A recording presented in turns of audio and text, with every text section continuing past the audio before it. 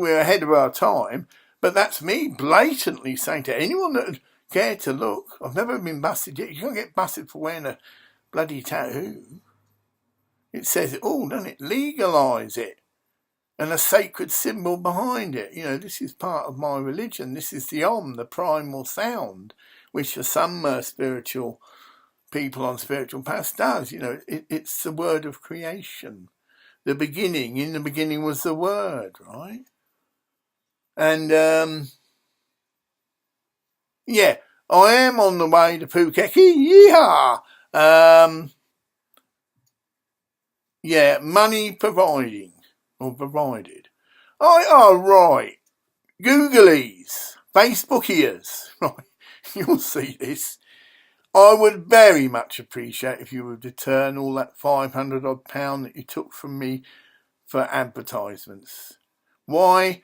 I reiterate, I am a charitable, not a recognised charitable body, but anyone seeing the way that I operate, all the mandalas are given away freely, no charge, and all the products that I might be involved with, that's a quick one out of that one, Graham, are free. Don't sell anything. Don't make profit out of anything. Yeah? The video. Sorry, yeah, I mean, potentially these videos could be put onto a DVD because there's a hell of a lot of ground covered and you're actually witnessing, the birthing of an avatar. Yeah, that's right. Because I believe that I am quite instrumental in this process. We don't know if we actually knew what our role was. For some of us, it would blow our bloody mind. We would get into paranoia. We would think there are evil beings out there that want to suppress this.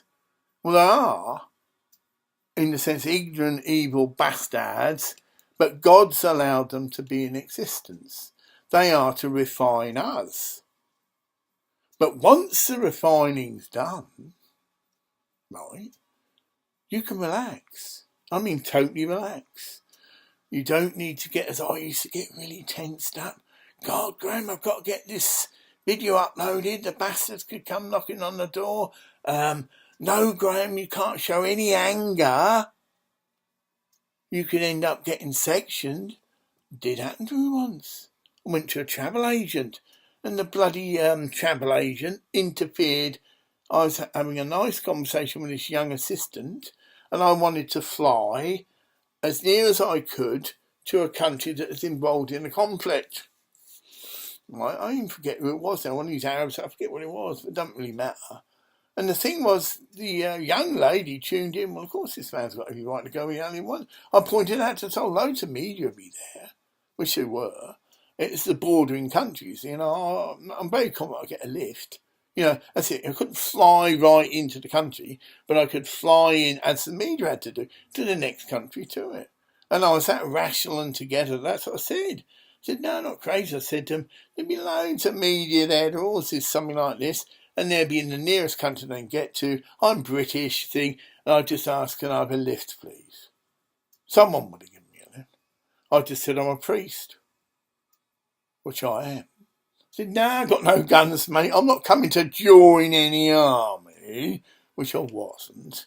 And what nonsense, you know. I mean, if that had been this woman's concern, it'd been picked up at the bloody airport. Of course, anyone flying to a country like that, search, stuck their heads up your arse, everything, you know, right. But this woman was a respectable, kiss my arse businesswoman of Mori, shall we say. And on her authority, concern, she was able to ring up the social work department, nurses. I don't think the police, because the law is a doctor and so many workers and a social worker can actually section you, right?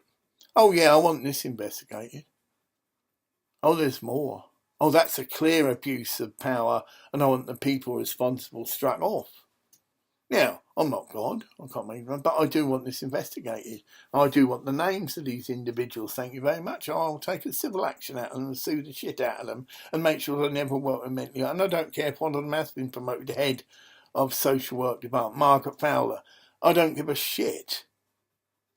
You're nothing, love, if you get to see this. Nothing. Right? You're not fit to wipe my arse, let alone be in control of mentally ill people. And for those that have got eyes to see and ears to hear, yes, the police force in Fraserburgh, you've met me personally. Okay? Police force Fraserburgh. I was involved, not voluntarily, in a major bust that took place in Fraserburgh. And I can tell you exactly, well, you'll remember me, I was there giving out DVDs for free. Wasn't selling anything. It was to do with 1 in 100. All this has been correlated by any investigative reporters, right? Right. And 2 of you undercover, a male young policeman and a woman, were wearing this ridiculous wig, and I saw right through you, and I broke your cover, and I winked at them. They rightly or wrongly misconstrued that I was, because you're often told that on a thing, you don't know how it's involved. You're just told there are some other officers in there, and they will make themselves known, because you'd be blowing your cover, you see, if they're needed. Now, they assumed that I was undercover, right, as I sussed they were, because a very incident happened. This woman, a social work person, had, how can I describe this young man? Very quite simple, a childhood and a child. And he came up, one video, yeah, sure, you can have one. So I'm not selling anything. No matter if I give it and he looks at it and he gives it away or whatever, he showed joy in just the cover, yeah, of course, yeah. This bitch made a complaint to the police. I think she complained to me a bit as well. And there was an altercation. Don't be so silly. I didn't push it on him. He wanted it. And I said I never charged him any money. Anyway, she, being an arrogant bitch, went to the police, but it backfired. Yeah. The police then come to me, which they should do anyway, and got my side of the story. I said, for what it's worth, I remember the words I used, and they're all crouched on. That bitch I wouldn't even let look after my pet dog. And one policeman just stopped me and said, that's enough for me. You all right? He asked all the other officers, do you think this man's telling the truth or this woman, right?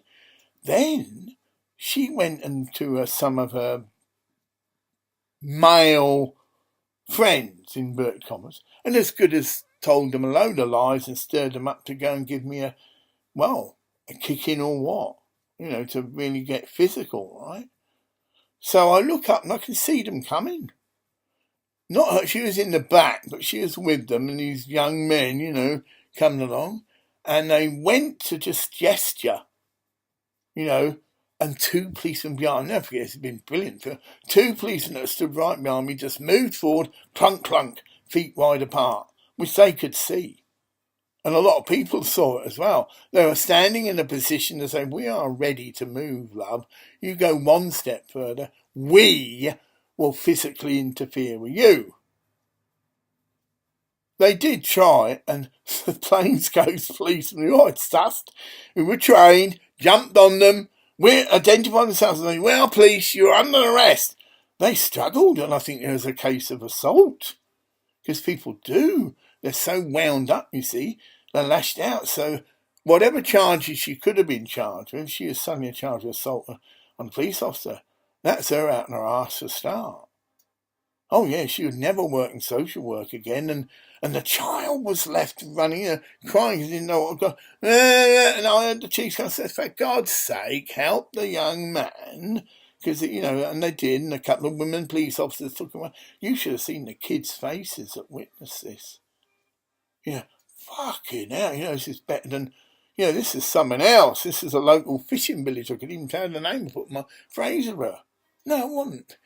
It was Fraserburgh Police. I know, because I got I got an email. I wish I'd kept it, congratulating me for my support and work. Not wanting to know who or what I was, because again, you do have undercover officers that so undercover that the police are trying. You don't blow his cover, huh? For fuck's sake. You don't go over to him and shake his hand, rare. Send him an email, because that's what he's trained. Don't worry, he appreciate it, but you don't. And this happened twice. At Ingliston. I'll stop a riot. And this is recorded by the media. BBC media ilk, right? You know you are. It's now time to come forward and share what took place. That's all I say. The police might have said, I'm not getting to go to the police. They were protecting me. So the chief constable said, right, grab that camera. Not because they got anything to hide. They were protecting me and all the police that witnessed it. Obviously understood of what he's undercover. You don't go and, well done, mate, and all this shit, because it'd be blowing my cover. And I was right in the grips of the police convoy. And some of the bastards in there will think nothing of cutting a policeman's throat. That's the level of ilk of criminality that was there. So I do this number, you can't send the riot squad in there. I do a whole number.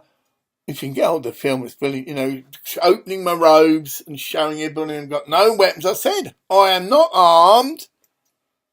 Making it quite clear I'm not, even though guns might have been pointed at me, they just hold back a bit. Because, where's he hiding his gun then? But the Hell's Angel, graciously again, I just said to him, he wasn't wearing colours, but he was a biker, and I just lent him a bike. So I was suddenly his friend, and that's, you get a friend of a Hell's Angel, you've got the best friend in the world, mate. Here was a man that single-handedly was going to go up, and the riot squad were there. So I talked him through. I said, right, I'm deliberately going to drive slow, but I didn't, because we're being filmed now. And if we do get slaughtered or there's some altercation, it's not giving off an aggressive stand. And I stop, because there's a policeman, guard on the road. And I exchanged a friendly exchange. Hello, mate, I'm just going up to see the chief constable, all right? And he sussed immediately, there's no heaviness here, and was radioed up. It's like a white flag thing, There's a guy coming up, he's singing on his own, and there's one rider. So they maybe have got a few sharpshooters ready, There's only two of them. If he's one of us, first thing he'll do will identify that he's unarmed. Not say his name. And that's exactly what I did, because I was moving in the spirit. So I said, right, I'm unarmed. And I opened my robe, I've done all this, and anyone can see when they come to the gun. So that put them a bit at ease, but I did have Hell's Angel on the back. Now this is amazing. He panicked and freaked, and he thought I was a policeman. But I'd just been nice to him, and, he was scared. I won't say shitting himself, but he was really scared, and he didn't know how he should respond. So he drew his knife, and he's all, like this. I said, for fuck's sake, calm down. Leave it fucking out, because I gestured to him to shake the police constable's hand, and that freaked him well out. Right? What the fuck is this? Who the fuck is this? And what's going on? So, long story short, we do the Freemason handshake. Well, I don't know what it is, but when I'm channeling, that's it. All intelligences can come through me. As Shakespeare said, all the world's a stage, the men and women merely players. And I just played that part. I'm a Freemason. I probably was in a previous life. Right? We've done it all. And we stand back from each other, and I reiterate, but just, shrug. We can't send the riot squad in there. There's women and children. Oh, I missed a bit in the media. What did I say to the media when they tried to provoke the situation? I looked right down the camera. You get me right down the camera, glaring, right? Because I was asked this stupid question. What do you think about the way the police are behaving? And I ripped into him, right? What do I think? I think, and everyone could hear this because I can read, that the police, under the circumstances, are behaving perfectly. There's a bit more. The policeman then sussed. Yes, typical case of media trying to stir it up. So he very quick, here's the head, walla walla. Remove that man. That's the press. Remove them. Take the camera. And as it might not be technically legal, remove that camera. Again, he is protecting me. Get it? Right? And that's what they could have said. The press kicked up. Fuck off, you stupid cunt. They might not have told him I was an undercover policeman, but because they still could have done me damage, whatever they were told, you heard nothing more about it. They could have said, we're going to charge you with the intent to cause a riot. Because it was. They were trying to wind me up, and I could have said something abusive back. That could have spurred the police on, right, let's go and kick the shit out of these cunts. Although they would have followed their chief constable. But even so, at another time, another place, get it? They would have marked those bastards. Well, they were a peace convoy. I might add they did get their comeuppance later. They threw me. That's it now. There's an altercation between me and some of them, because some of them were convinced I was an undercover policeman, drug squad, whatever. And they made an announcement to all we're going to throw that bastard off site. If he resists in any shape or form, we will kill him. We don't give a shit. Of course, then the people saw where these assholes were coming. Oh, yeah, that's bringing all the police in here, and this time they will fucking come in. Get it? This time they're not going to stand back as they watch one of their officers slaughtered. Bit like the beheading shit. And this time, there probably are now. And there was. Marksmen. Picking out. They'd already been picked out. And at that junction, when I was being threatened, he had a baseball bat, the bike wouldn't start. Talk about a test for me. Oh, I wanted to get out because this is a psychopathic piece of shit. You don't mess with a psychopath because he hasn't got, or she, the natural restraint that a normal, in inverted commas, person has. So yes, I was shitting a bit. I was praying out, but quiet. Father God, I need to get out of here quick.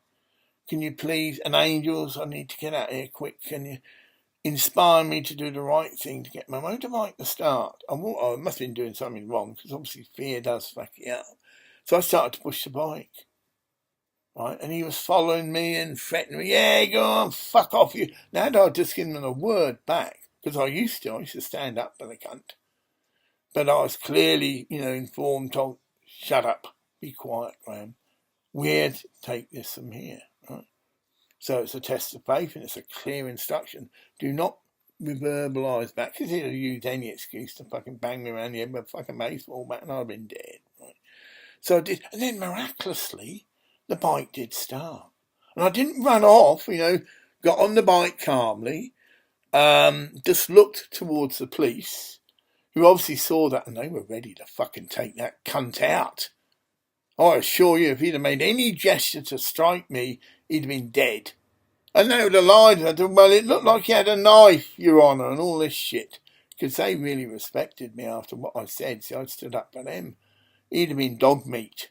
But it didn't. And I drive out. The policeman apologised and said, look, I'm very, very apologetic. I'm very sorry, but I've got to search you. I said, yeah, that's all, mate. You're just doing your job. And I had a full-ass search, but that gave me a clean ticket, see? Of anybody that, well, how come you let that drug fucking taking piece of shit go? We searched Mr. Clark thoroughly. In fact, he had a witness, he was given a full anal search. His motorbike was searched. He had no cannabis on him, although he has openly admitted to smoking cannabis and has expressed an opinion that it should be legalised, which I did. I drove away and that. Now, I might have got my dates and times fixed. So obviously, I was not welcome with the peace convoy. And had I turned again, it might not have gone so well, So I went wherever I went. I can't remember now. Oh no, I returned home to this is funny. I'd left a job in Essex. I was a heat pump fitter. One of the best qualified jobs. I might add I've had a manic depression all my life, but again, I might add I even worked in an iron foundry. not cushy job, right? But I did have the integrity, because the Buddhist thing is, right livelihood and all this, that I illegally worked, in a sense. Had I gone to my doctor and said, "Oh, I'm going to get a job in an iron foundry, mate," all right. No fucking way. Wheeling around molten metal. So I just kept it quiet. And it's fairly well paid. Then the heat pump thing, of course, I was very into the environmental issue of heat pumps. And I was doing well. I didn't get quite promoted because there was a married bastard who used to lick up the arse of the young designer engineer, but that's life, he got promoted. And when I think back as well, I don't think I had a car, and you'd have needed a car. He became the service engineer, lovely number, not stuck in a factory and being exposed to toxic gas, because that's another issue it was. He'd go to rich bastards' homes, because these heat pumps are used for their swimming pools, right? And he got much higher salary, because, he's responsible for repairing them, to travel around, and not nice of being stuck in a factory just doing the